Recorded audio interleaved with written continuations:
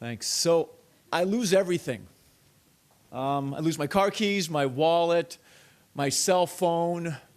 I also lose things that you can't get back, like your confidence, passion, purpose. And I lost Hamid. He's a one-legged, non-English-speaking Moroccan-born Parisian.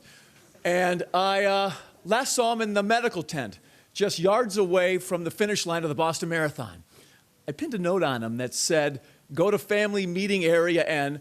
Also on the other side, it said 200 Ivy Street, Brookline, Mass. 02446. I had it all translated in French because Hamid didn't speak English. So my job is, I'm a Chief Advancement Officer for MAB Community Services, and I was in charge of a marathon team this year. It was a new job for me and almost an entirely new career. So ever since I was a kid, I always wanted to be on TV. Weatherman. I was a weatherman for 18 years here in Boston. I worked at a TV station, and I loved my job. I loved it for the first 9 years because I loved working with the people that I worked with, names like Heather and Ed and Chet and Natalie. And then the second 9, not so much.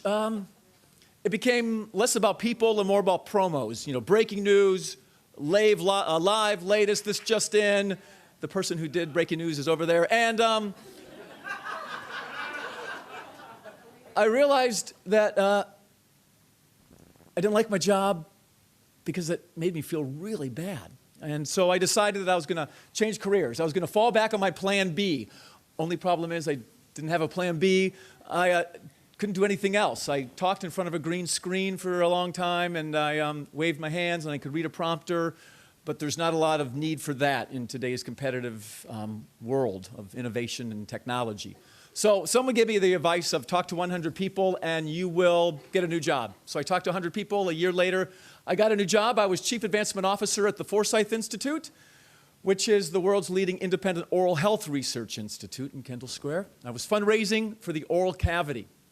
It's just me and the tooth fairy.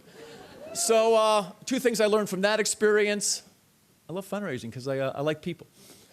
And if I was going to get better, I needed to feel compelled by a mission. So I love flossing and brushing, as everyone does and should do. And I couldn't get behind gingivitis, though. That was really a problem for me. So I decided to go with my heart, and I knew of this organization that works with the disabled, breaking down barriers, creating opportunities, and that's how I got connected with Hamid. Hamid's passion was running. He's from Morocco, and he was a superstar in Morocco. At the age of 17 in 1993, he was hit by a drunk driver. He lost his leg, and his passion was ripped away.